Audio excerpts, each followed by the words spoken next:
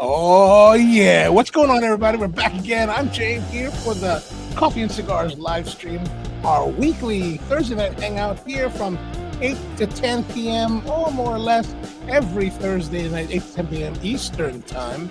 So depending where you are in the world, come join us. Hope you're here with us. And as always, good to have you. How y'all doing? Today is Thursday, April 6th, and it's kind of an interesting, a little bit rainy day out here in Charm City. We've got a little bit of rain. It was pretty warm today, like we were in the 80s. Like I couldn't believe how nice it was. So I spent a lot of it this morning cleaning the roastery here. I was cleaning the roastery, cleaning the bar. I got some guests coming tomorrow morning, so I wanted to make sure that our foot was best foot forward for their arrival. So what's happening out there? How y'all doing? Hope it's going well. We are going to be doing some coffee and cigars, as you might figure out. And gosh, that's just kind of loud. Is it too loud? What's going on, Mom? How are you, man? Good to have you. How's life up in New York? Hope everything's going well. How's the weather up there? Like, was it hot? Like, it was hot most of the day, sunny, really pleasant, really enjoyable. Kind of muggy in the morning, but that kind of cleared up. And then after around 6 o'clock, it started to rain. Not heavy rain, light rain. There's still wetness on the ground here. It's not too bad. It's not too bad. But yeah. So today we'll be doing some coffee brewing, and then we're going to be getting into our cigar of the week. The cigar of the week. I know at one point earlier in the week I was planning to do the Aganorsa, but I decided to push that off for another week. 78 degrees in New York City. Okay, very good. Very good. Nice to hear that. And but I decided to push that off because I got a couple of these cigar packs that I haven't given to some of our viewers, and so I want to make sure they got that before we actually started getting into the actual cigar. So the Aganorsa leaf will be next week, and then this is a cigar, the H Private Reserve, that I got from a friend in Brazil, and it was something I kind of had on a schedule, and then it kind of dropped off, and then now I decided, well, I better utilize it now, and let's get it over with. And Brian's in the house. What's going on, Brian? How are you, man? Good to have you. All right, so is that rock music finally over? Oh, it's not over yet. What is it? It's supposed to stop. It's supposed to stop at some point. I don't know when, but eventually it will. But anyway, so first things first, we're going to do our coffee. And a few weeks ago when I was in New York City, usually when I go to New York City, I like to drive up to the city because what I like to do after is go to a place in Riverside, New Jersey, where they have a place called Mitsuo Marketplace. And it's basically this shopping center that's filled with Japanese stores or stores from Japan. There's Mitsuo, which is a grocery store, and they have a food court and a bunch of miscellaneous things there. And then there's a complex. There's a big sushi restaurant that I've never been to because it looks really fancy, and I think it's only open at night, and I'm never there at night. There's also Kinokuniya Books, which is a great bookstore if you're into Japanese books, as well as Little Tokyo, which has all these, like, not trinkets, but toys and a whole bunch of different, like, household goods and stuff like that. And then there's, of course, a company called Daiso. And if you're not too familiar with Daiso is this 100 yen store that's really popular in Japan. So pretty much most things in the store cost 100 yen. And 100 yen typically is roughly $1 US. And so I went to the Daiso store and I found this coffee home cafe, 500 yen. So $505. It was about $475 or something like that.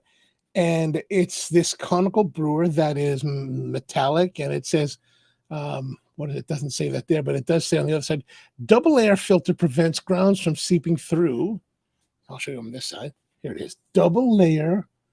Whoa. Filter prevents grounds from seeping through. And then it has something that looks like it's in Portuguese. Evita sair o pó de café com filtro duplo. Yeah. Oh, that is Portuguese. And how apropos, because our cigar comes from Brazil. So that's kind of and Tony's with us. What's going on, Tony? How are you? Good to have you here. Now, here's the thing. So here we have this coffee dripper gotejador de café. And I think in Brazilian, Portuguese, they actually say gotejador. I think, because if this is Spanish, it'd be gotejador, but it's not Spanish. And that's kind of one of the things that I learned when I was there. Anyway, so it's supposed to be a good cup. Well, I don't know if it's going to be good. We're going to find out, and I'm going to open it up. So let us get our tools, and we're going to. There's a little bit of tape I got to cut through. There we are. I'm going to cut there. Open it up. Oh, it looks like this one has. Okay, that's kind of nice. It has its own. It is its own filter. So you don't need. I was thinking we would need to fit a paper filter in here, but we don't. This is actually its own filter. It's a 2-layer filter. So as you can see, this side has a mesh filter, a really fine mesh, and on this side is perforated stainless. Well, that's interesting. And then they have these little holes here at the bottom, so that if you were to put this on your cup, right? Like let's say I put this on this cup, and let's say the cup was translucent, like most cups really are, like mugs. This little, like these little slots or holes act like little windows, so you can see what's going on inside your cup and see the levels. And it's kind of nice. It's all stainless construction, all one piece. You don't take it apart. There is this little rubber handle here, so that's kind of pleasant. And we will not be needing this paper filter, though I guess if you wanted to, you could use a paper filter. All right, so that's kind of cool. Now I've got our trusty Yama brew, whatever you call this thing. You know, I'm really bad at this kind of, I really remembering all these names. Like, I'm sure if you watch these other videos from like the home coffee users, man, they're so like meticulous about like, oh, this is this and this is that, and they're very like hardcore. I'm not so hardcore in that respect, right? Like, all right, so there it is. Let's line up the handles. Let me pull this back a little bit so that it's. Whoop. All right, so this is our. Okay, good. Now we've got this coffee. This is our basic house coffee right now, the House Nation. It's basically a Guatemalan coffee. That's really nice. It's kind of the same one we used for last week's brew. So I'm going to put this inside. And then we're just going to shake it up to let it, even out. Now, here's the thing. So this has... interesting. This double mesh filter is kind of interesting. Like, I'm actually surprised it's only like $5. Like if you went to other places, it would cost, much more money. All right, so let's get our hot water. I got my brewing kettle here. Oh, I should put it this way so we have more space. Brewing kettle here. Oh, then I won't have it. Will we be? Yeah, okay, good. Brewing kettle. Let's get our hot water.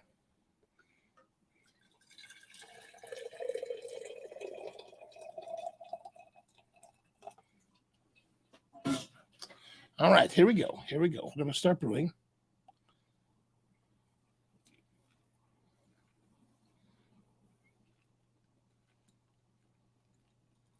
Just a little bit to wet it as it comes through so that it will, start and saturate, and then there's time for it to bloom. All right, okay. I'm going to add a little bit more. Now, one thing that I think that we're going to find, I probably should have gone a little bit more finer. And maybe in the future, I'll have to go a little bit finer with this thing. Because I think that because of the nature of the stainless perforations, it's going to be very fast brewing. Those of you who are familiar with the Cigar filters, that's used to, which way should I go? That's used, that likes this idea of fast brewing. Maybe this, you don't need to do anything to slow it down. This will give you the fast brewing that you want. Let's see about that on the top here. Oh, we're getting a little bit of conical shape here. That's not what we want.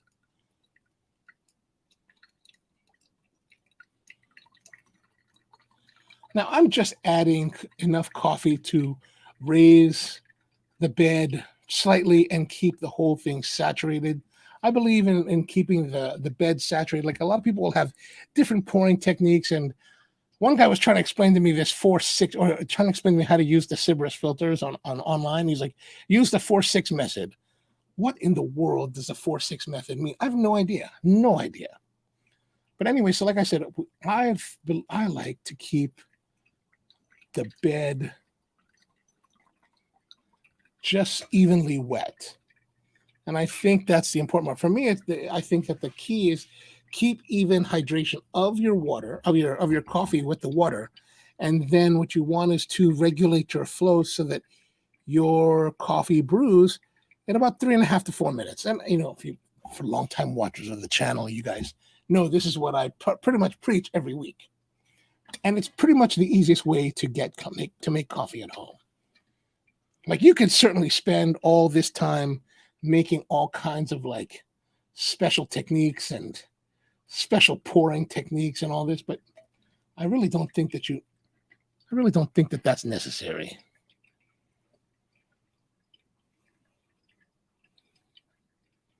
I probably should move this camera so I can like offset. You think after 139 episodes we'd figure this out better. All right, let's keep going.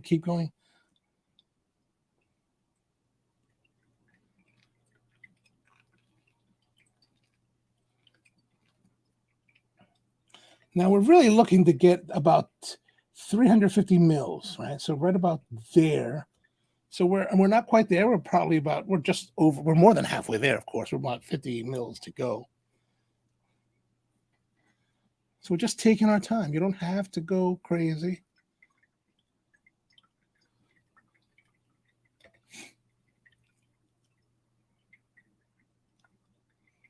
So you see that the bubbling and the crema, what you call it, is a little bit blonding. That's because a lot of that stuff that's on top is already getting a lot of the extraction has been taken out of it. And George is out there. What's going on, George? Greetings all. I'm off site tonight, so I can't play. But next week, look out for a special tasting. All right, sounds good. Yeah, George called me earlier today, and he was like, "Hey, man, can we do? I got some meats. Can we do some tasting next week?" I was like, "Yeah, man, if you're up for it, let's do it. So we're gonna do some meats next week, which might mean that our cigar of the week next week might change." All right, a little more brewing. All right, is that right? Where are we now? We're almost there. A little bit more.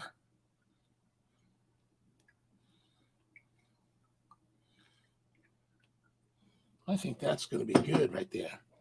So as you can see, there's a lot of steam coming off, so the water is hot.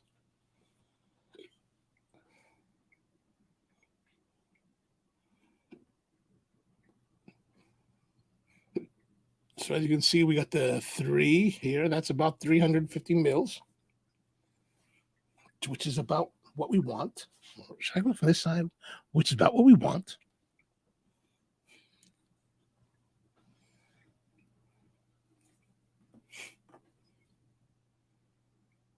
So what have you guys been up to? And what are you guys smoking tonight? Let me know. Of course, I'm expecting Tony to have the Diet Cherry Pepsi. And George is probably going to have some kind of Wednesday wise man cigar. George Shem, whenever he joins us. All right, so let's get our coffee poured out. You can mix it around like this. I don't really think that's totally necessary. Some nice kind of like raisin on notes on the nose there.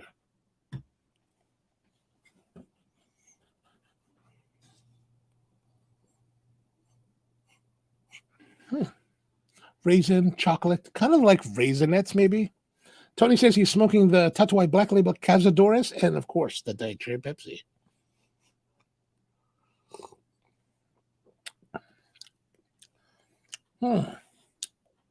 There's a bit of a sour note to it. Could that be from the filter? Could it be from the filter not being clean? Probably should have cleaned the filter first.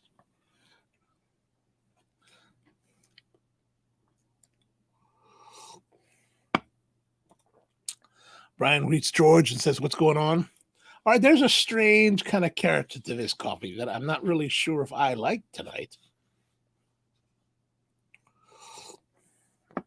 It is a bit juicy. It does have raisin and chocolate on the nose, but there's a little bit of sourness to it. Could it be that the water is a little bit too cool for today's brew? That could be. That could be. It might have done better with a little bit of chilling because, at least with, like, I said, if we did like the chill extract style or added ice to it during the brew cycle, that tends to increase florality. But for the moment, okay. I mean, this is a coffee that I drink fairly regularly lately. So this is different than the normal cup that I brew in the morning. A little more juicy, a little bit brighter, a little more sourness. So, I'm not sure. We're going to keep going. We're going to keep going.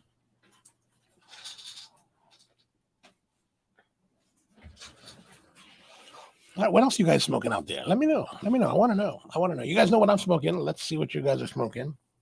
And speaking of smoking, today's cigar is one that was gifted to me by this woman in Brazil. And in the world of Brazilian specialty coffee, this woman by the name of Isabela Raposeiras, she is kind of like, I guess, enigmatic, right? She's outspoken. She's determined. She is polarizing. Like, if you talk to people in Brazil and you ask them, what do you think of Isabela Raposeiras? Like, there are people that will be like, oh, she's brilliant. And then there's people that'll be like, she's bipolar, like she's crazy. And like, you really, and it's really interesting. And so I got to meet her and spend a bit of time with her, hanging out with her. And I gotta say, in some respects, I think all of those descriptives are true. Like, this is a woman that came out, and when specialty coffee was still very nascent, like when we all started 20 years ago, it was very nascent, and she was basically the first person in the country to really push and make quality coffee. Which, especially if you're a woman in a male-dominated society, like in the United States, it's not so bad, right? Like, we're fair when it comes to women and starting businesses and having and doing their thing. It's a little bit easier in the United States for women, I think, than in other countries comparatively. And in Brazil, in this place that's very patriarchal, it's very difficult. And so she was very much like the pioneer. And she was not only the pioneer for women, she was the pioneer for everyone. So I guess it's kind of like double jeopardy. And so she's very opinionated about what she believes. And like, she's the kind of person that's not afraid to tell you that she thinks you're wrong, which is very kind of refreshing to my perspective. So, you hear all these things, and then I hung out with her, talking to her. I gotta say, I was enamored. With this girl. She's like amazing. Like, as the more I got to talk to her about coffee, and that she enjoys cigars, she enjoys drinking, she enjoys travel, she enjoys flying. Like, as a pilot, she's a private pilot. I was like, at one point, I think, as I was talking to her, I said, who are you? Like, you're just like, that's just like, am I in fantasy land here? I was like, you don't meet women that are this dynamic. And and she's very dynamic. And so one of the parting gifts she gave to me was this cigar. And she said it was something that had been gifted to her. And so she gave it to me. And I know nothing about this cigar, nothing whatsoever. I probably should have messaged her and been like, hey, what is this cigar about? But I have no idea. George says, I'm lit with a tap Veracruz Blue #1, excellent, which is simply kick-ass, but I got a hop. Special cigars for next week, excellent. And then shortly afterwards, we're going to work out a calendar spot for the Mirfeld tasting. Absolutely, we'll do the Mirfeld tasting. Well, I can't say that I didn't. Like, you think about ideals of a woman that is, strong and intelligent and interesting, vivacious, like I said, intelligent, right? And then sharing similar interests of coffee, cigars. I'm not a big liquor guy, but whatever. And she likes to fly. I was like, holy smokes, what kind of craziness is this? And Joycey says the most. Yeah, I would have to say she really is. And I was like, and I actually shot this whole video with her, and I haven't done the editing on it at all because I don't really know what to do. Like I haven't really looked through the footage, but eventually we'll get to that and we will see what we have to see. But anyway, so she's into cigars, and so she gives me this cigar, and like I said, I know nothing about it. It is. Let me dig it out of here. All right, let's get our. These are some of the cigar packs for the month that a couple of our viewers have asked me for. All right, let me put this here. Put this over here.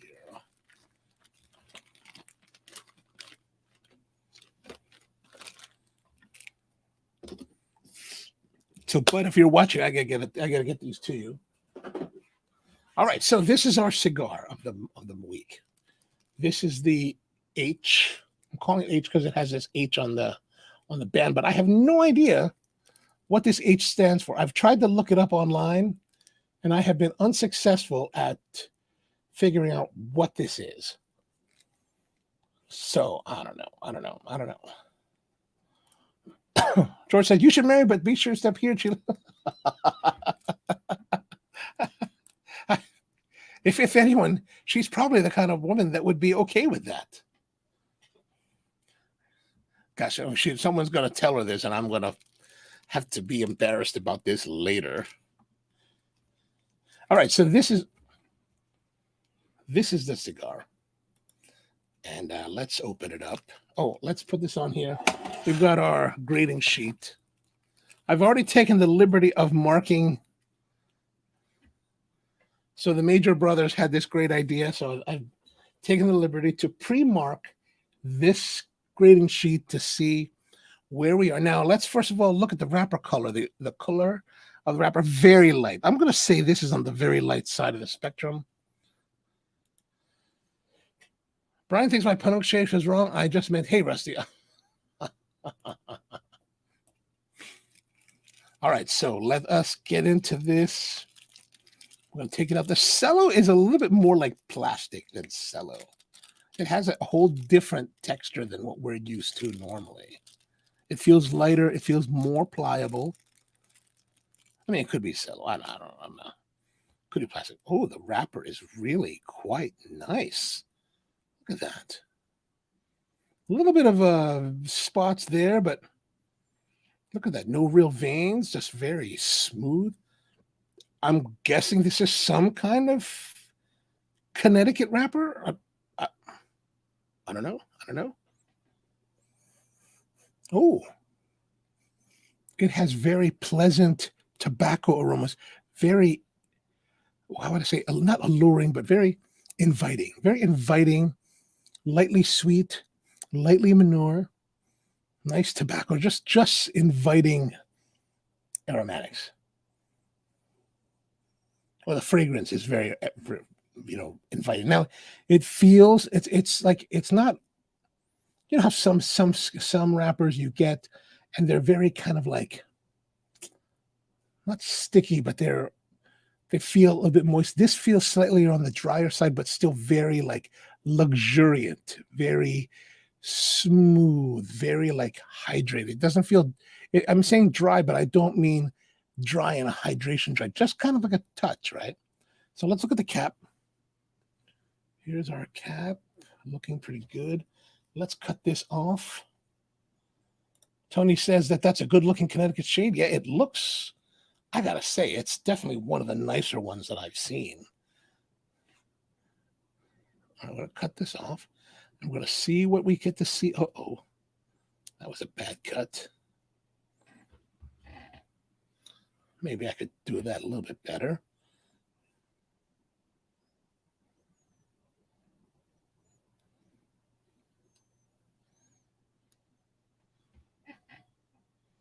All right, so that's our cut there. Not the greatest.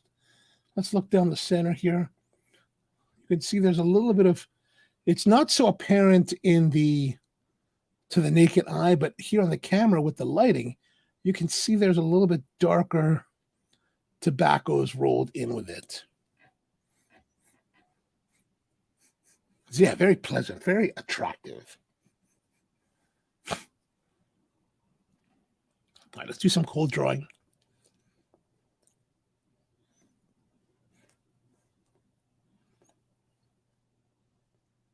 So the draw is very easy. Bordering on maybe too easy, a little too much flow maybe.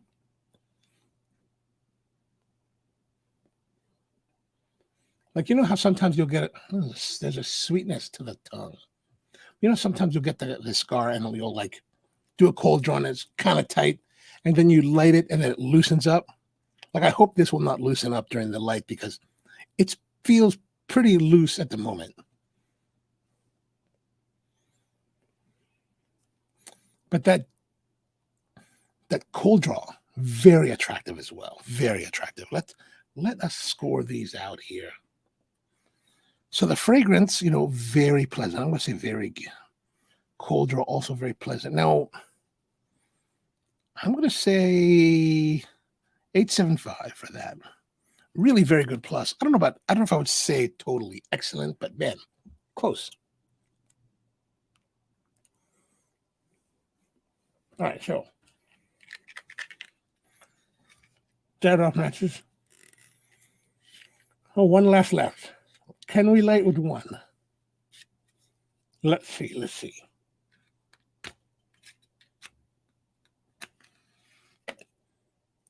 Nice about this Davidoff match that the wood is really thick. You can feel it. It feels beefy.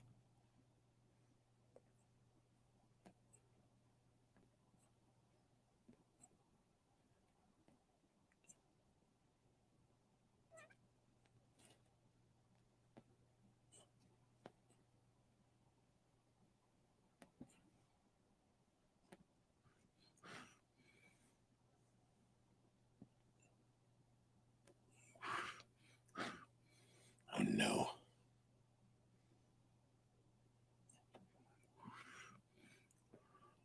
I feel like I'm lighting it uneven already. Look at that.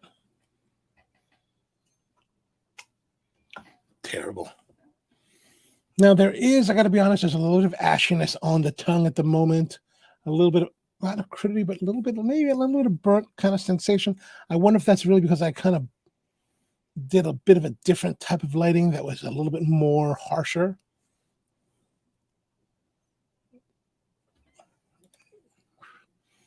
I believe the word you're looking for is supple. Supple. That's a great term for that. Yes, supple. Nice and supple. Still supple at the moment.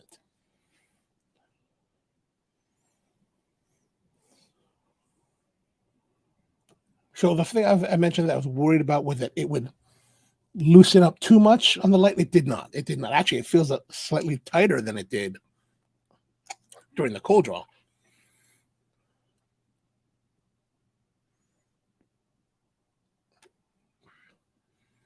Definitely, as far as strength, lighter. Body is lighter in the spectrum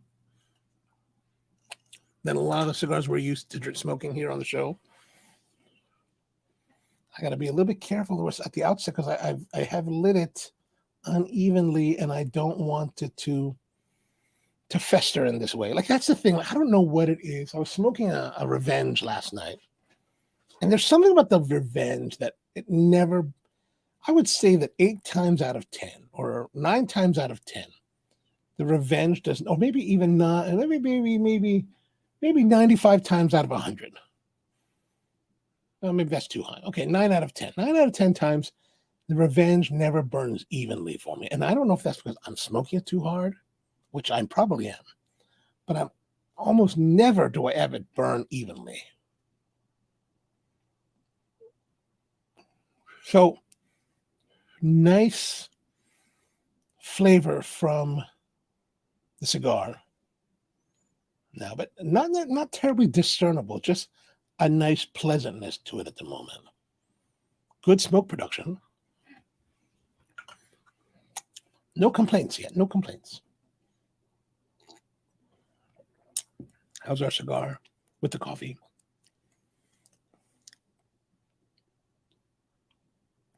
I'm going to have to brew with this brewing device more, but I don't know if this result of this coffee is necessarily due to the brewing device or maybe the temperature of the water was too low. I'm not sure.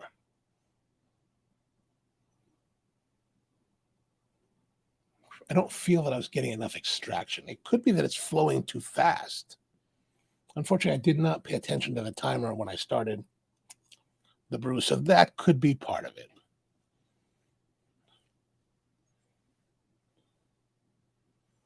So here it's got a couple of markers on the band just to try to identify what it is. Like here, as you can see, it says long filler on this side of the band.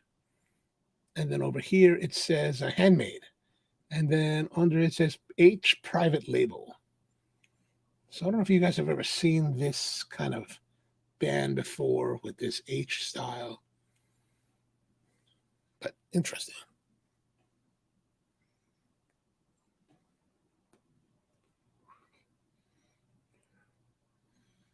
Could be a new Cuban.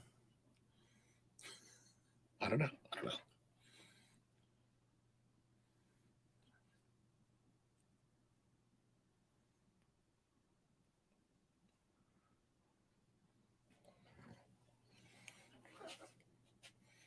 So let's look at the burn. The burn is okay. We're getting kind of gray ash, not the white ash that's typical of heavy magnesium deposits. So what does that mean? Does it help us to figure out where the cigar is from? I don't know. I don't know that much about cigars.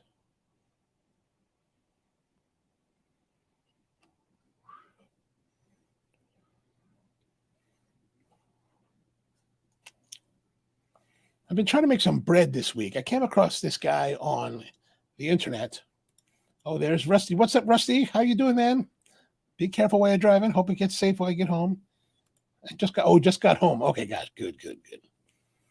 You gonna have a cigar tonight, Rusty, or just gonna hang out with us for a bit? Either way, always welcome.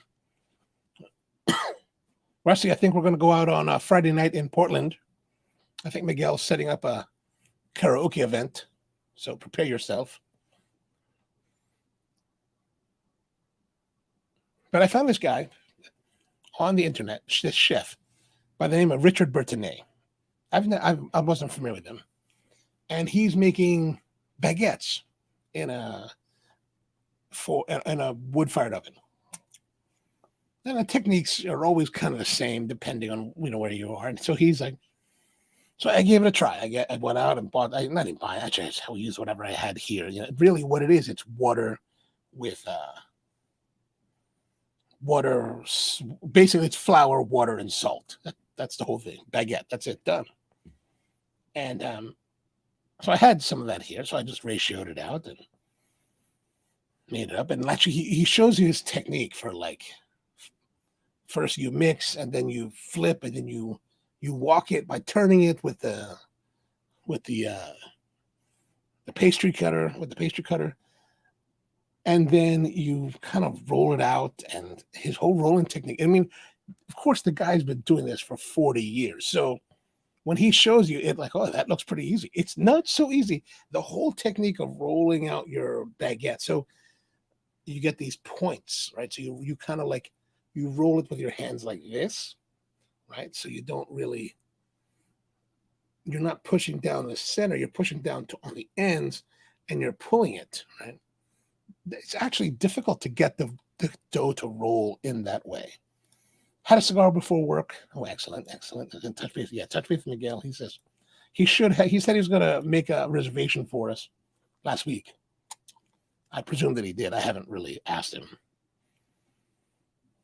I'm just planning on it. I told a bunch of the girls right now that we're going to go, and she's like, all right.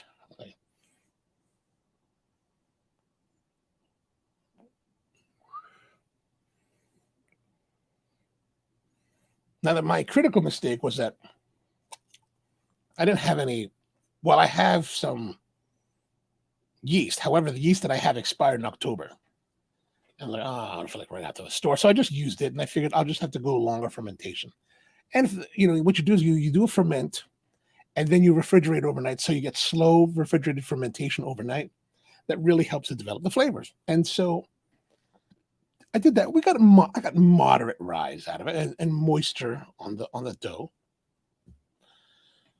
Dumped it, portioned it, rolled it out, and baked up a couple loaves. Made a little mini fougasse. And it turned out okay. Like there is you could taste some of this nice flavor from the dough, but it didn't have enough fermentation. Like there wasn't enough yeast to really blossom the bread. So I was a little bit disappointed. Here we are, George. I'm glad you said. I believe what you're looking at is a custom job by a factory that produces Siboni, virtually the only brand made in Brazil which uses imported tobacco as well as filler from Mata Fina. Oh, there we go. Siboni.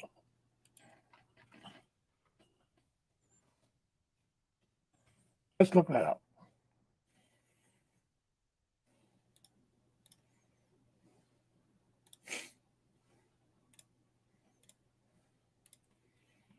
All right.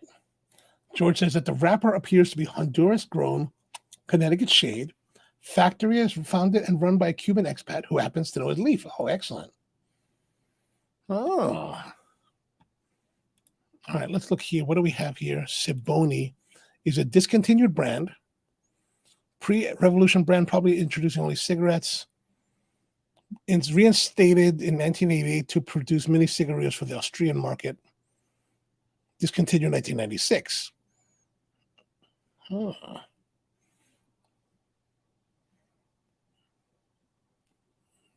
So Siboni is also made now by Aganorsa. Oh, interesting.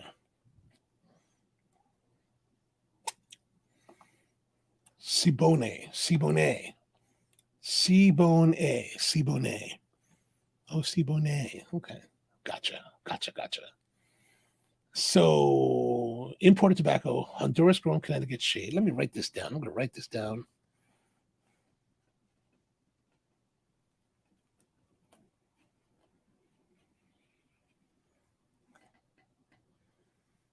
Mata Fina.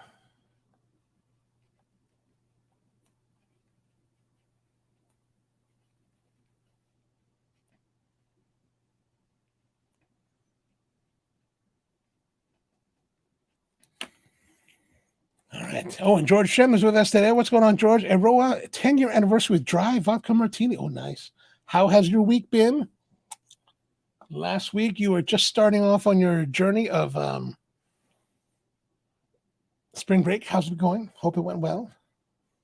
Or hope it's going well.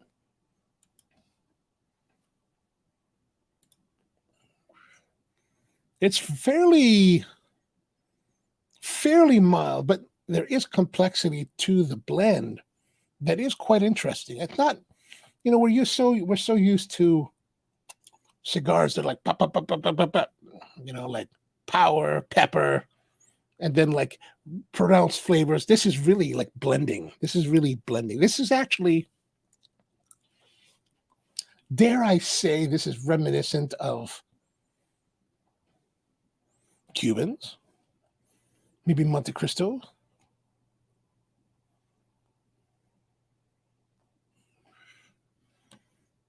And Rusty wants to know, George, if you were on spring break. I think he mentioned last week that he was just starting to get ready for spring break. So I believe he still is.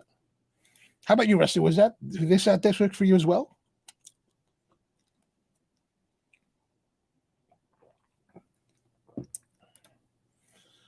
Wonderful. Haven't seen any youth in a week. Golf, cigars, and libation. Oh, yeah, this is a great week for you to have off. That weather has been very cooperative this week. Very, very cooperative.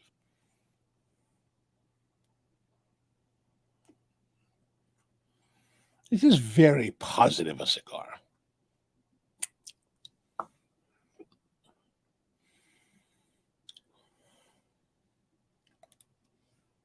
And before I go, happy Easter, good Passover, and Ramadan. Hope that covers everyone. Yes. Mom is still on Ramadan. Mom, what'd you have for sunset meal today? I'm curious to know. And George is on break until 4:11. Wow, 4:11. That seems like a long time. That's still another 5 days from now. All right, so Friday, Saturday, 7, 8, 9, 10. Oh, till what, Tuesday? Oh, that's pretty good. Rusty says we start a break today and have all next week off. Oh, all right. Go back 4:18. So Oh, you go back to 18th. Okay, so you'll go back and then you'll come out to Portland for the next weekend. Gotcha. I'm trying to remember because like I'm trying to place at 18 because I fly to Portland from Vegas on the 19th, that Wednesday.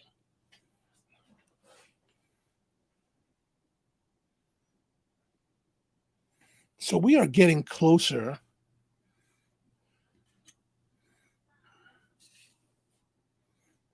to the first third. We're not quite there, but we're almost there.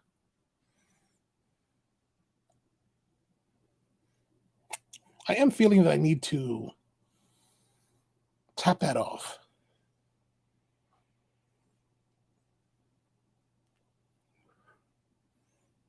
But this is quite nice.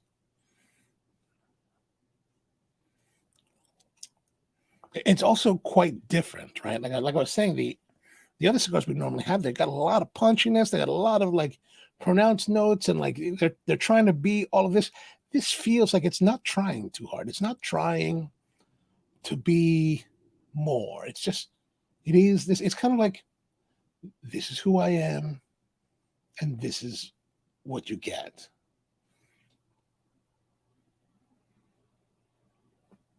So I don't know what's going to happen as we get to the further in the cigar, but so far, very pleasant.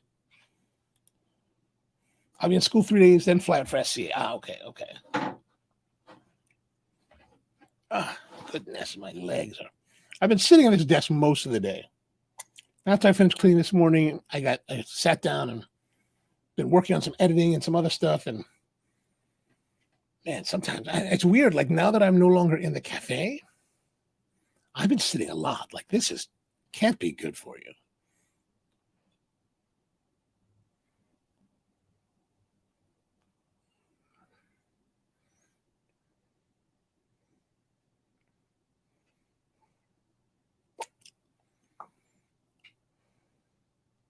All right, so what else been happening to you guys? What is going on? I finally caught up on Star Trek Picard today. Pretty good. I mean, it's kind of strange. Like I think the season's only 10 episodes. So now we're through episode 8. There's 2 episodes left, and it's like, I mean, it seems like they'll finish up in time, of course. Like it's not like we're like way behind the curve, but it just kind of like, it feels like we're kind of like, I don't know.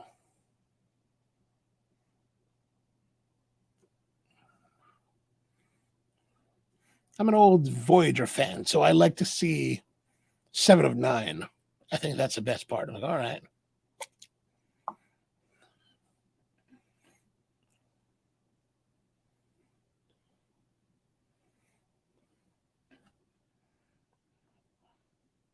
Okay, so we are now at that point. So let us go to our first third. I'm going to say the body is very mild, but quality wise, I'm going to say, I guess 8.5. I'm going to say 8.5. Flavor, again, there's a good complexity. It's very mild. It's not heavy duty, but I'm going to have to say, I'm going to give it 8.75, right? I think there's a good quality of flavor there. That is, it's just that what makes it different is that it's milder in flavor, right? It's there's good complexity to the flavor. It's just not that heavy duty pronunciation that we see in a lot of cigars nowadays. Steven's in the house. What's going on, Steven? Good to have you, man. Driving home from work. All right, be careful as you're driving home. Be safe out there. Good to see that you're doing well. I've been thinking that I need to get out to Arizona. I wanted to get that pizza joint in Phoenix, go hang out with Hoon a little bit in Tucson. And then evidently I got a buddy of mine from Hawaii that now has been living down further south than Tucson, closer to the Mexican border. I think in a place called Apo. Apo? APO? I don't know. So I was thinking maybe I'll go down and hang out for a week, visit some people, come have a cigar with you, Steven.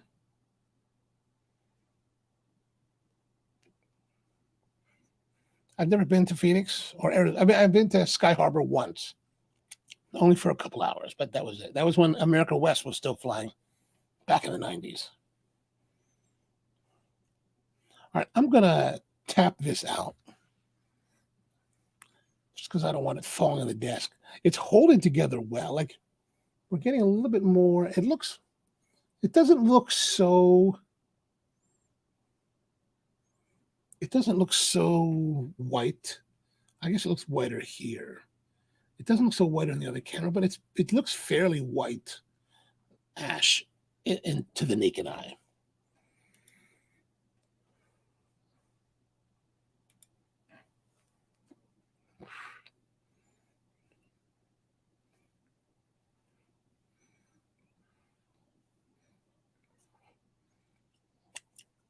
We're 8:45. We're already a third of the way through the cigar. It makes me worried. We're going too fast? I don't know. Maybe we are.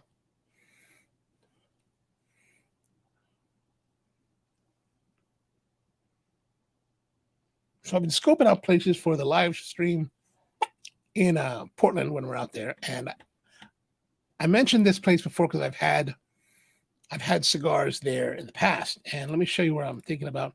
There's a place here called Greater Trumps, and see this? It's got this outdoor patio here. The doors open, and you can smoke in there. You can smoke inside. You can smoke outside of the space. And it's right on the side of what they call the Baghdad Theater. And the Baghdad Theater is this movie house, old school movie house in Portland that this group called McMenamins has, converted and it operates. And actually McMenamins, I guess, is a pretty, sizable operation because they've got quite a lot of like locations around the city. George says, wow, America West. I flew with them to Vegas in 04. Wow, they were still available in 04? I think I was flying with them. I flew with them in the 90s because why did I fly with them? I think that were they in league with US Airways at one point? There was a time, even though I've been a United flyer most of my life, I have flown a number of other airlines off and on sporadically, depending on the season for whatever reason. And so it's kind of a cool spot. I've been there once or twice in over the last 15 years, and I've smoked there. It can be a little bit cool, because it is open air, but I think it'll be fun. So as you can see here, cigar smoking is allowed. And I was looking. Oh, let's look here. Let's see the specialties. Ooh, ale batter, fish and chips, TNT best. So I get some food, some cigars. We can hang out and talk and do our normal thing while enjoying ourselves there. And if you happen to be in Portland, you want to come out or want to fly up to Portland, join me. It'll be 5 p.m. Portland time. I'll probably get there around 4:30 or so, get a table and set up. So, yeah, that's it. Oh, burgers, sandwiches with fries or tots. I hope they're not like battered fries. I really don't like battered fries. Beer battered onion rings, on the other hand, I'm okay with that. But I like naked fries. Like my fries to be just plain, potato, oil, and salt. That's it. Happy hour, 3 p.m. Oh, 3 to 6 p.m. It's happy hour. So I can get a couple happy hour stuff. Excellent. Yeah, some hard ciders. Maybe stock up on that.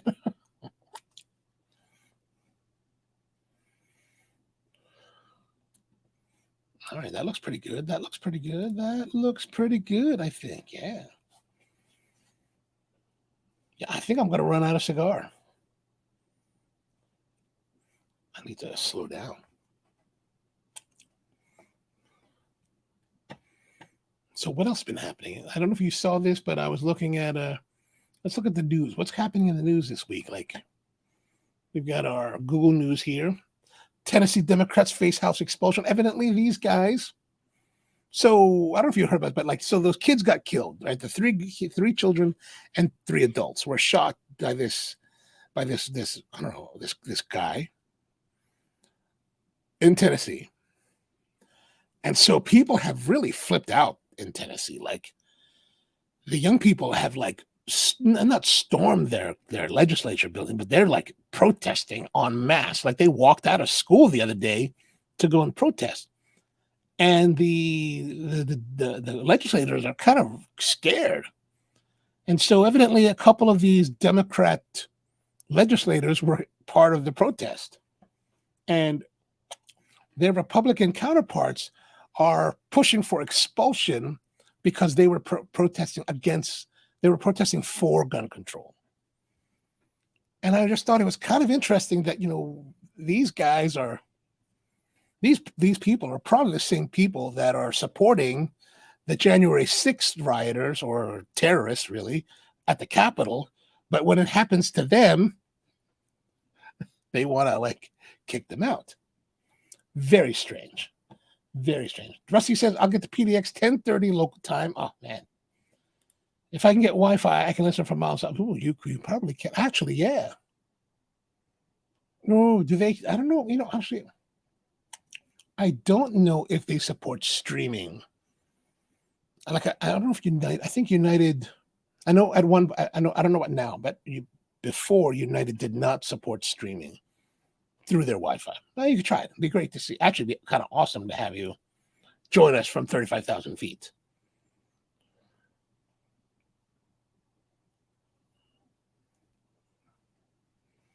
And then let's see what else is happening here in the news. So Justice Clarence Thomas accepted several luxury trips paid for by the GOP mega donor. So evidently, Clarence Thomas has been taking all kinds of perks, going on yachting trips, going on doing whatever. I really don't know, but it's like people are upset about this. I was telling my friends, you know what, man? Just let a black man live a good life, man. Finally, he's living his life. There's no corruption there. It's not like they're going to sway his vote in the Senate and the Supreme Court because they'd get him all kinds of free luxuries. Another thing I thought was interesting was this headline. Diddy still pays Sting $5,000 a day for sampling his song Every Breath You Take. So evidently, Diddy, by sampling the song, has agreement with Sting to pay him $5,000 in royalties each day, which works out to $1.825 million annually. Wow, that's amazing. That's incredible. 1.8 million just for that one song. Is that song that popular still? I would really be interested to know the details of this licensing agreement. Normally I think it's just how much the play that it gets, right? But is it still getting that much play every day?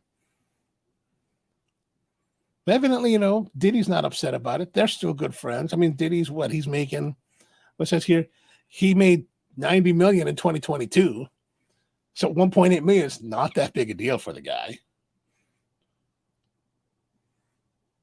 And he's worth 740 million. So yeah, he's not 1.8 million. He's not hurting. He's not hurting in that respect. What else happening out there? What the hell's happening out there? Let's see what else is going on in the news. Supreme Court denies West Virginia's request to enforce anti-trans sports bans against anti-trans sports ban against cross-country and track athlete. Oh, I guess there must be a trans woman who wants to run and they want to ban her. I don't really know what to think about those kind of things. I had a conversation with my niece, at the time. She was a few years younger than she is now. And so she was probably 7 or 8 when some of these things came up. If a boy wants to transition to a girl and then wants to play girl sports, is that okay? And actually, I do get both sides. Yeah, there's a reason. She wants to be a girl, then let her be a girl. But does her male genetics give her greater athleticism? That would be an unfair advantage. Maybe. But I kind of took the position that, you know what? I'm not the one that has to play them. Right? I'm not in that sport. I'm not going to play the competitor, that person. So I figured that let the girls decide. If they're okay with playing with her, why am I going to say anything else? Let them play. Maybe it makes the genetic girls better. You play a tougher opponent, you get better, right?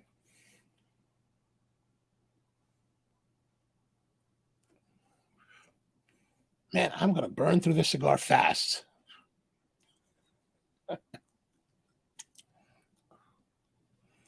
What else is going on there? Let's see.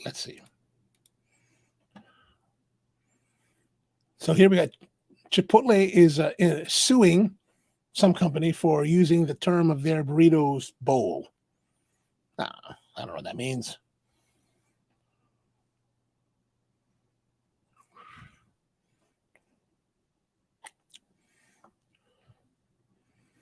Oh man, big ice storm hit Canada.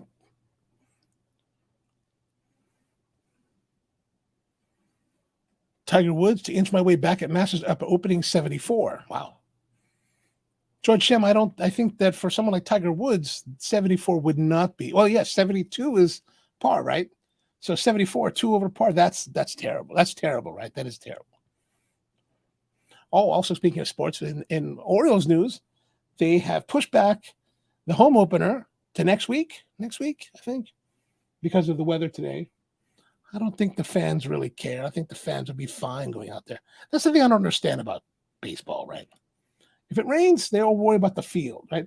If it rains in the NFL, they play, right? Rain, snows, whatever happens, they're playing. But baseball, they're always covering the field. They're always hiding. I don't understand. Oh, no, it's tomorrow. Okay. Oh, so it was supposed today, but now it's tomorrow. Okay, gotcha. The Baltimore Banner today posted this story about the hottest thing that you're going to have at the new food at the stadium.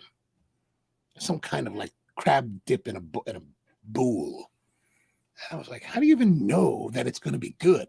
Evidently, the reporter went to some pre-event that they were showcasing all the dishes, and I'm thinking, you know what? It's kind of like one of those things where if you're running a banquet, or let's say you're getting married, right? And you're like, okay, I'm gonna get married. We're gonna have this meal. Let's do a tasting with the hotel and see what the food tastes like, and then you make your choice off of that. And like you go to there, and you have this great tasting. Food tastes awesome. Like you're, oh my gosh, this is what we're gonna have. Let's get this dish. We're gonna offer this. When the event comes, and they're cooking for your 200 guests, the dish that you actually get is nothing like. It just barely resembles what you actually tasted in the tasting because they're making it 200 at a time. So, you've got this dish that they have, and they're like, this is the greatest dish for the stadium. It's like, you know what? I was kind of irritated with that. It's like, hey, you know what? Give us that review from the game with money that you bought it with, right? Like you pay money and you buy it and then you review it. Don't review it before, like at this media showcase where, of course, it's going to be perfect, right?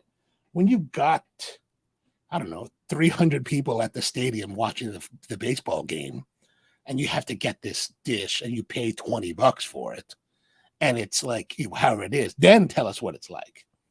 Otherwise, I'm kind of like, this is just not. Makes me irritated. Mets versus Orioles. No. Okay. I don't know who's playing. I have no idea. Sorry, guys. I don't really follow the Orioles. I've been a bit disappointed with them since 1983, since 8th grade, because we haven't done anything since that time. But I love the fans. I love my cousin. He's a big fan. He's always like, every year, he's always like, dude, it's going to be the year. I'm like, come on, man. Be real. It's going to be this. This is it. It's like, actually, he stopped doing that about 5 years ago. Like he normally would call me like right before the beginning of the season. He's like, dude, this is going to be our year. It's like, no, it's not. Next year comes, dude, this is it. They got the great team. No, they don't. I have no idea. Are they going to be this year? Hopefully. Yankees versus O's. Oh, we just hate those guys. Like, we hate the Yankees here.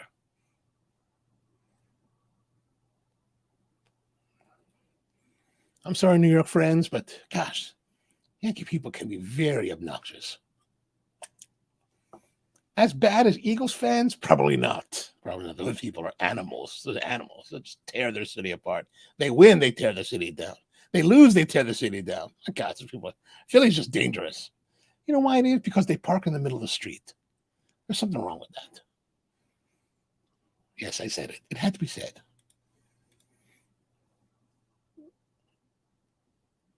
Well, I hope that they win. Like, I hope the Orioles do well because the fan base has been waiting for a very long time. Of course, you talk to the fans, they're always like, well, we got to the playoffs a few years ago. And it's like, okay, playoffs are cool. Time to win. World Series, that's all that matters, right?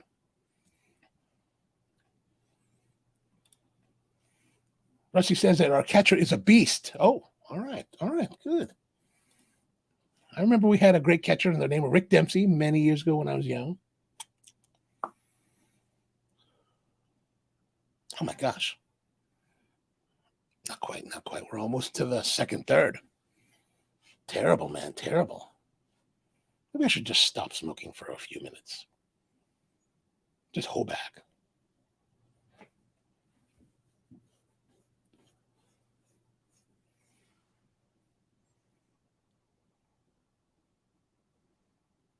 I haven't been to a baseball game. I don't know if I went to a baseball game the entirety of the 2010 era. I think the last game that I went to was probably 2006 or 2008.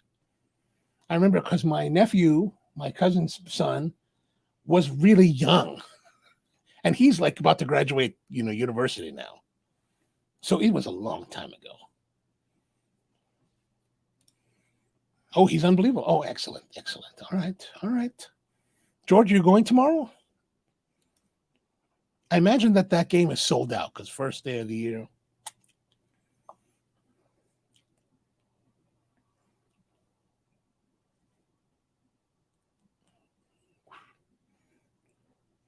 I have kind of a simple metric, right? When it comes to sports teams. Like I don't necessarily have an issue with a city or state giving money to build a stadium, a nice stadium, right?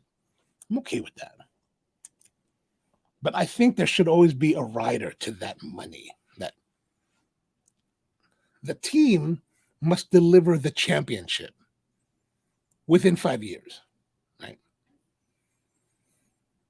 The Ravens did it, right? So the Ravens came out in 1996. They played at Memorial Stadium. Is that right? They played Memorial Stadium? Yeah. And then they built PSI Net Stadium.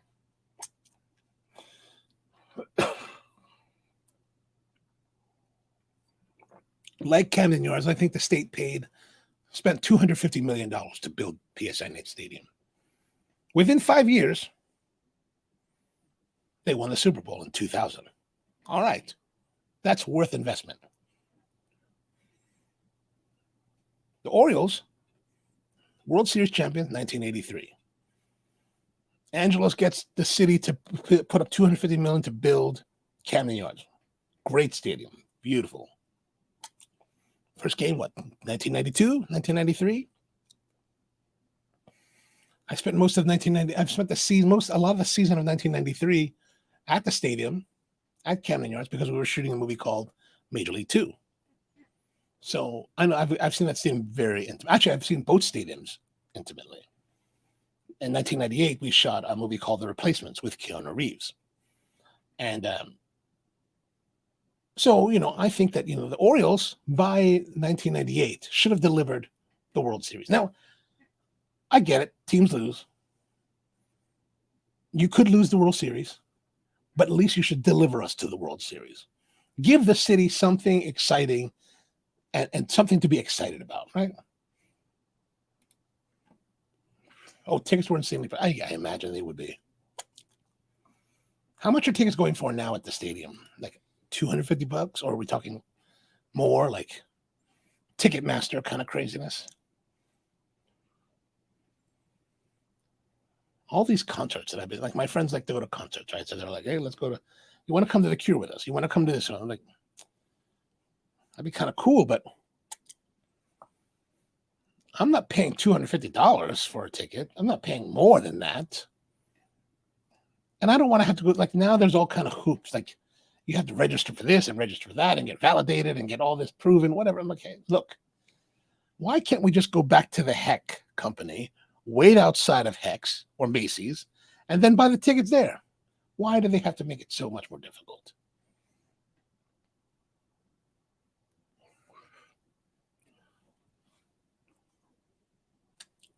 I just want to be able to buy simply and easily without crazy pricing.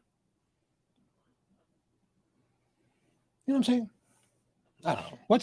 What concert would you what concert would you like to see in 2023? I can't think of any band that I would actually actively like go out of my way to watch. Like if they had like my friends are like, hey, come, let's go to see The Cure. Let's go see Depeche Mode. Let's go see Duran Duran. All right, I'm cool with that. But they're talking like months in advance, and I'm just not really planning that far in advance to go see a concert. I might have other things I want to do that weekend. But if I get to that weekend and it's like, hey, there's tickets and I can get them, let's go, I'll go. But speaking of music, I have been interested. I found a place downtown called the Keystone Corner. What's it called? I think it's called Keystone Corner. There it is. On this place. Keystone Corner. Evidently, it's a jazz club right in Harbor East. It's fairly new. It looks pretty cool. So you go there, you get jazz and here, what's this? We have Timba a la Americana with Gregoire Marais. I mean, that sounds, that's tonight. Well, we can't go to that. So, they've got live music in a nice venue. And honestly, it's in a part of the city that's fairly easy to get to. So I'm planning on going down and seeing some shows at some point. I don't know when, like this. Oh, the Don Braden Quartet, Earth, Wind, and Wonder. That looks pretty interesting.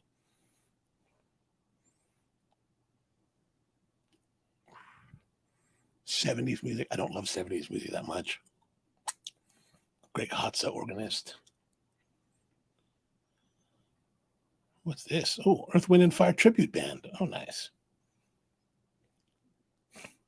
Arturo Sandoval. That's probably going to sell out May 7th. That's a long way away.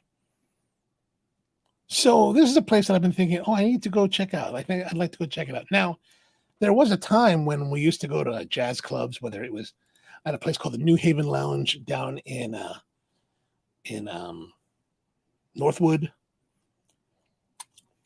Yeah, a little bit of rough neighborhood. But you know what I found is that a little bit of rough neighborhood, but nobody messed with us. As long as we just get out of the car, go into the club, nobody messed with us. I leave the club, get in the car, nobody messed with us. So it was never that bad. Back then, you could smoke cigars while watching jazz. Those were great times. Can't do that anymore. All right, so we are in trouble.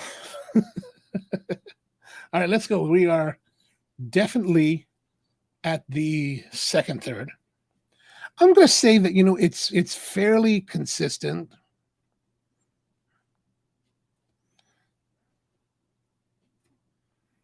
Milder.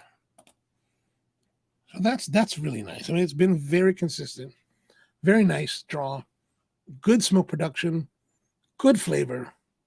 A really good, very good flavor.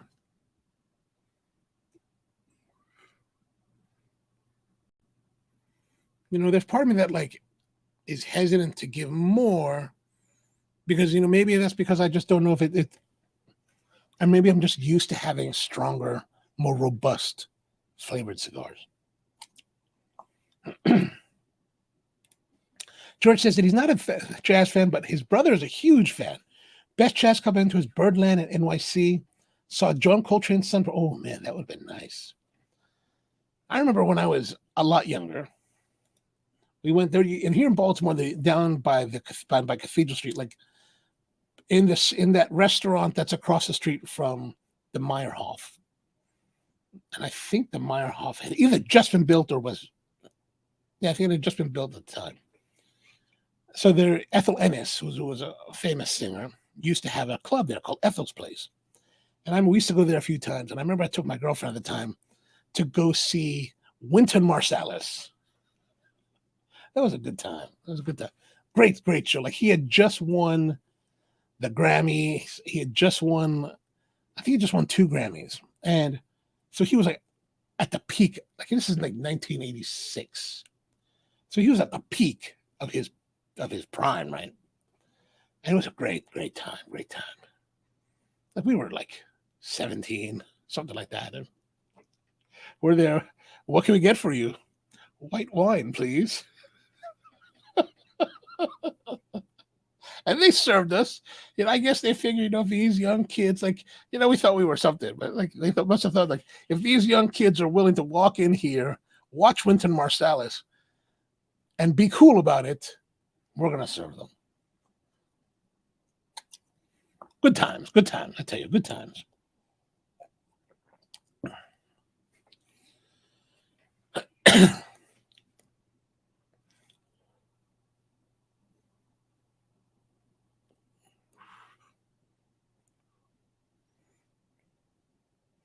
Yeah, this is surprising. When like I said, I was going to say this earlier, but when Isabela first gave me the cigar, it felt a bit dry, right? And of course, I didn't know the band, so I was like, there was a little part of me that was a bit skeptical, like, what is this cigar she's giving me? But it's proving itself to be quite nice, and so it was kind of dry. So that's why I put it in the humidor. So I came home in June, or yeah, at the end of, at beginning of July, and it's been in the humidor ever since because I've been like, it felt on the dry side. It felt a little bit crispy at the time. So I figured, let me give it the multi-month treatment of just kind of chilling in the humidor, slowly rehumidifying, and then eventually I'll smoke it. And I think it's been a rewarding time. Like, this is really very good. I'm really enjoying it. It's very mild. It's much more milder of experience than we're typically smoking here, but it does have really good complexity and depth of flavor without being this kind of tour de force kind of powerhouse.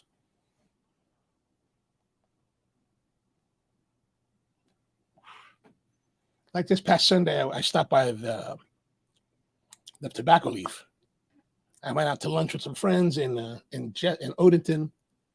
Went through Jessup, went to the cigar shop to hang out. I saw Cirillo there, so I was hanging out with Cirillo and his group. A whole bunch of guys there. Turns out it was one of the other guys' birthday, so he brought all this food, wings and barbecue and all this kind of stuff. So we were hanging out there outside the patio, and I smoked one of my favorite cigars, the Tatuaje Kohonu 2003.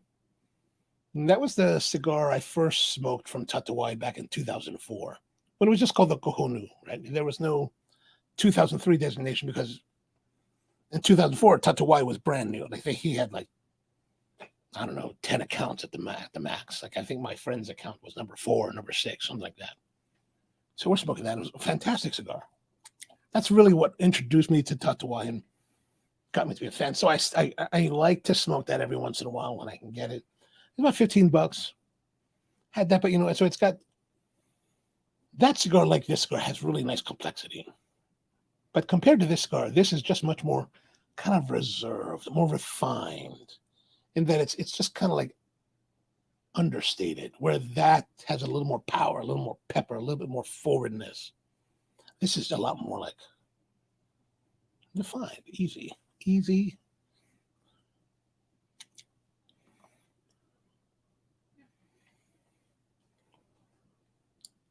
Like I said this earlier, I think it does have Cuban-esque qualities, I think, that are kind of reminiscent of a really nice example of a Monte Cristo.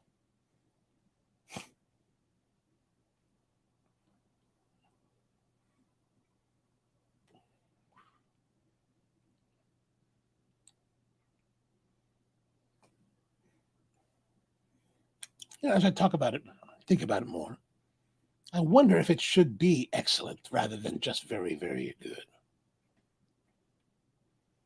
We'll see. We'll see how it goes the rest of the way.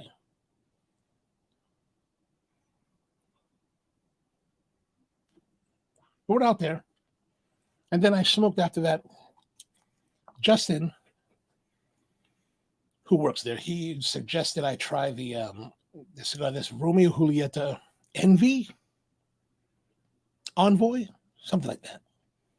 And that was quite nice. Not as good as the Tatuaje, but good, enjoyable. But again, also a heavier cigar. So yeah, I'm just saying that because those are heavier examples with complexity, where this is not that heavy with very good complexity. Like I'm really, as I'm talking about, I really am enjoying this smoke.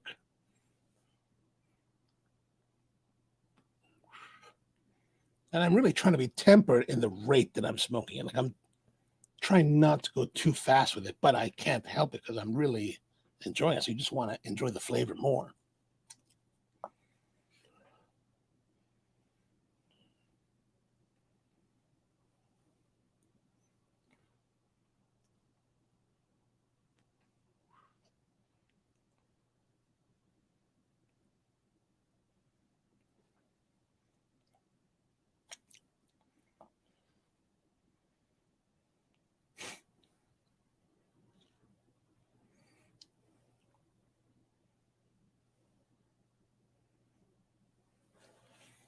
Like we're only 9:16 and we might be done early tonight.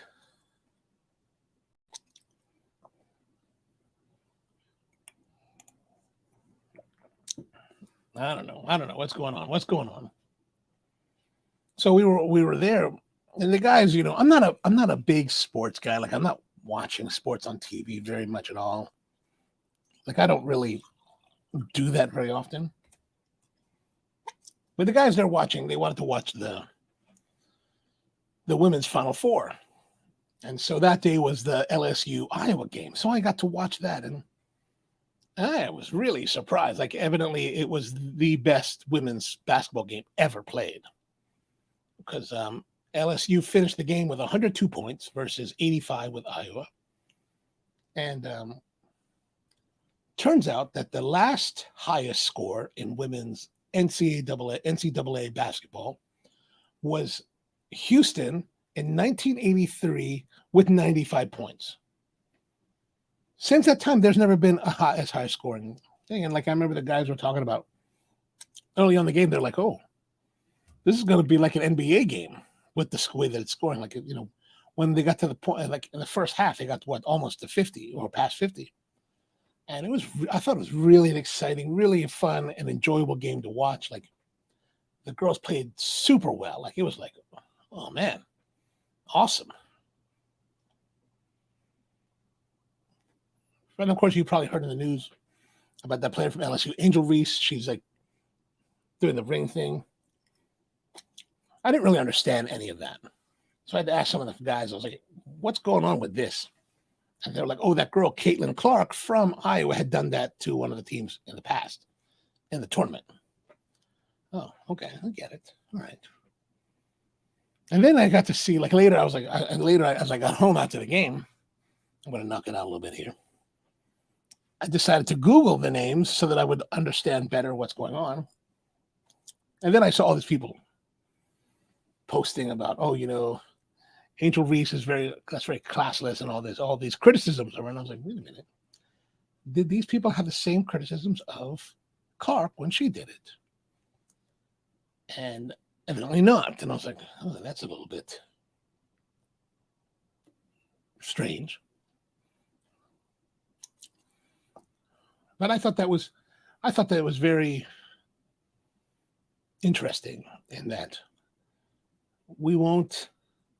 someone like Clark is lauded for those kind of taunts, where someone like Reese is denigrated for the same thing. And I thought that was really underscoring the duality of what happens in our country And part of the problem that we face today is like, how do we really move forward together when we can't agree on standards for each other?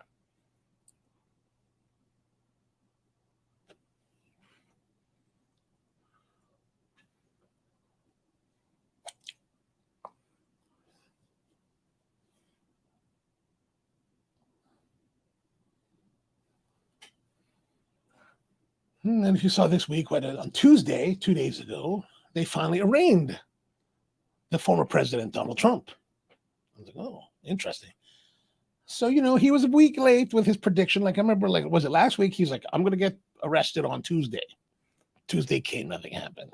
Finally, they arrested him this Tuesday. Evidently, he had to fly to New York to get arrested. Did his thing, went for the judge. The judge told him whatever. And then he flew home.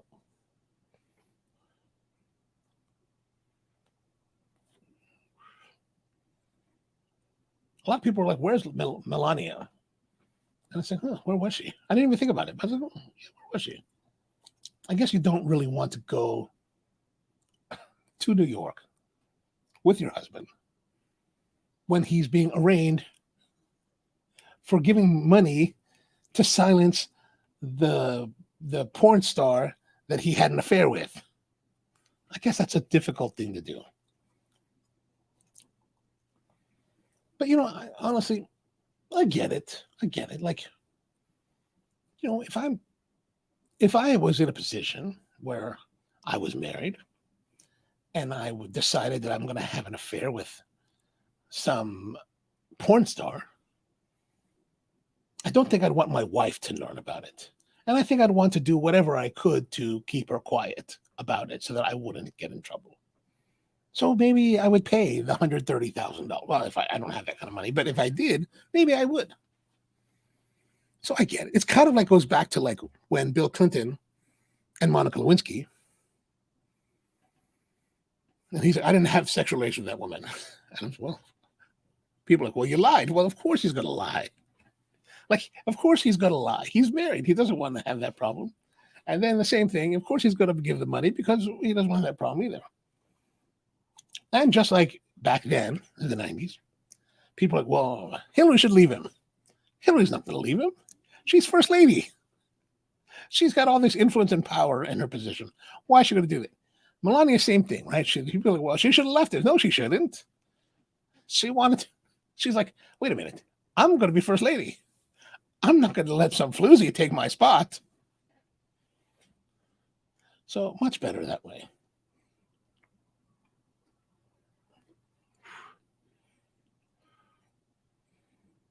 But I was surprised they did actually arraign him, arrest him, and all that, charge him. Evidently, they're going to do that in Georgia, maybe. But will this go anywhere? I don't know.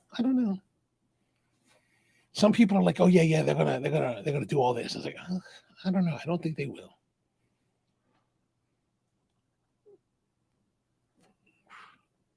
Oh, we're really running out of cigar.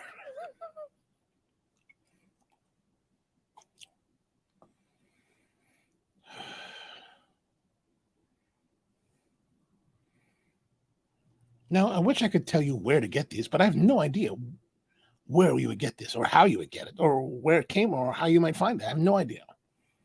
I got to say, it's been really great.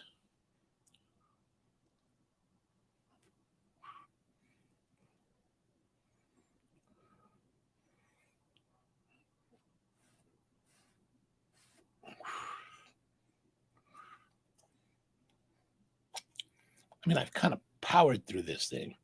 Like, oh, also, what I should say, like this cigar, 5 inches. I would say this truly is a Robusto. Like, we see a lot of Robustos now, and they're like longer than 5 inches. They seem bigger, right?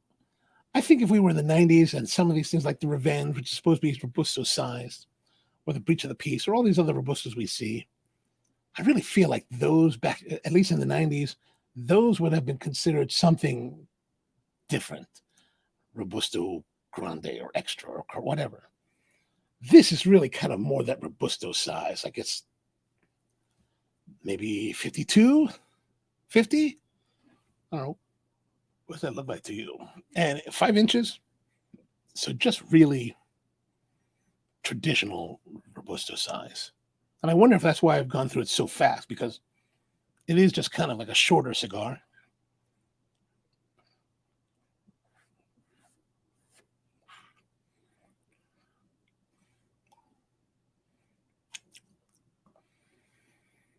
Yeah, wow, really?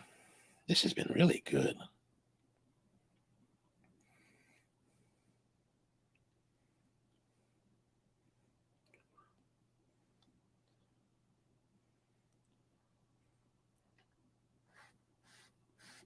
Like it started to burn my fingers.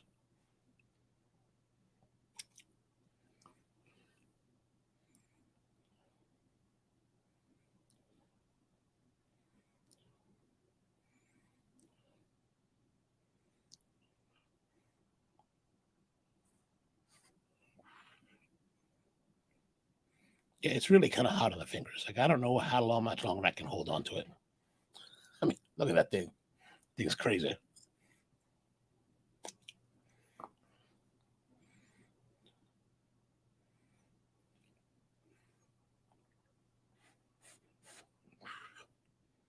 I'm gonna hold off for at least one more puff, man. It's really, really good.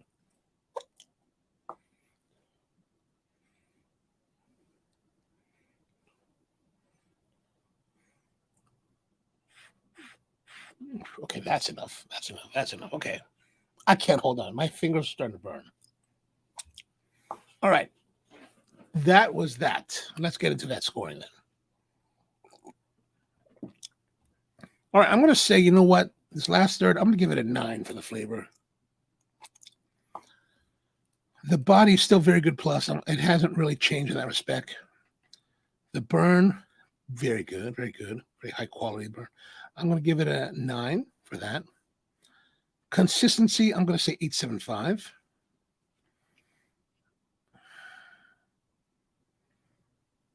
I'm going to say 8.5 overall.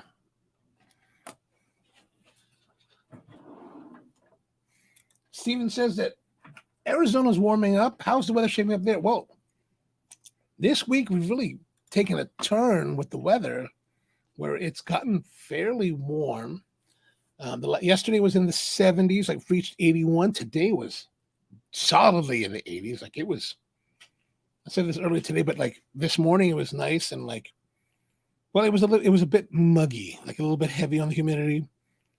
As I was cleaning the roastery and around here, you could really feel that. But by noon, as the sun really started to come out and the temperature started to rise, that humidity level really started to drop. Super nice throughout most of the afternoon. Around 6 o'clock, it started to get a bit cooler, cloudier. Rain started to come in. It rained a little bit, not heavily, but it rained a little bit for about an hour. Then by the time we started the show, the rain had pretty much had stopped, and it's just a little bit wet out there. But it's been really pleasant today. Really, really nice. I was really pleased with the weather. All right, let's have a look at our scoring here. So 8.75 plus 8.75 plus 8.5 plus 8.75 plus 8.5 plus 9 plus 8.5 plus 9 plus 8.75 plus 8.5 equals 87.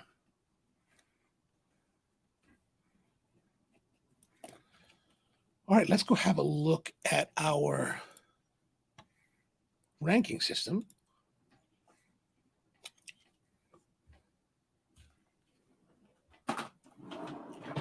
So our H private reserve at 87. Whoops. Well, that kind of rockets it up there, doesn't it? So, wow. Number 2 cigar so far of the year, 87 for the H private reserve Robusto from Brazil. Wow. Wow, that's pretty good. That's pretty good. Look at that. That's a whoops. So many buttons to press around here. All right. That's pretty good. That's pretty good. I can't say that's a bad thing.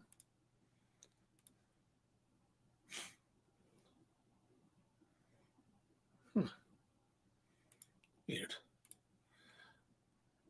All right. So next week we're finally going to. Okay. So actually, if you look down in the show notes, you're going to see that our schedule for coming up, and I do have listed for next week the Aganorsa Leaf. But if George really is going to come up here and we're going to do this, we're going to do a different tasting. That cigar will change, and that cigar will get dropped probably into May. But we're going to have something next week with probably with George. He's going to come up here. We're going to do some kind of lomo de cerdo, some meats and some cigars, and maybe we'll do some wines. Maybe do some wines next week. And then after that, on the 20th, I'll be in Portland, Oregon. We'll do that live there probably from McMenamin's Greater Trumps. And then moving on to that, we're going to do on April 27th, the La Palina 125th anniversary Toro. And then the week after that, May 4th, the Caldwell Pepper Cream Soda Robusto. Then the La Creme Bellicoso Fino LE 2022. Now, these are cigars that are available through Tobacco Leaf. So if you want to get some before we start, looks like we won't get to this cigar batch until April 27th. So you got a few weeks to get some cigars. Reach out to Raul. He's got a bunch of them, and he'll send them out to you. And then we can smoke them all together. That'll be a nice touch. It's about $70 for the 4-pack. And yeah, that'll be good. That'll be good. All right. I think that's all I have for you today. That was the H Robusto from Brazil, from Isabela Raposeiras. Very nice of her to send. Thank you, Isabella. Appreciate that. This turned out to be one hell of a good cigar. Like I said, I was very surprised that it turned out so well. I was not really expecting it to be what it turned out to be. Number 2 so far of the year. Wow, that's surprising. All right, excellent. So I guess that's going to be it for this week. Thank you very much for tuning in. I appreciate you spending another week here with me. We'll be back again next Thursday, the 13th, I think it is. Yeah, April 13th. We'll be here at 8 p.m. Eastern, as always. With, I think next week we'll have George in the house. So should be kind of interesting. So plan on that. And yeah, I know it's a bit earlier than normal this time, but hope you got something to do. Hope you won't be too lost without me for the next half hour. Thank you, Mom. Always good to see you. Steven says, favor, can you Zelle me 50 until tomorrow? I missed the payment. Mm-hmm. Oh, all right. Very good. All right. So until next time, I'll see you guys. Have a great week out there. Hope it'll be a good one. And see you next time.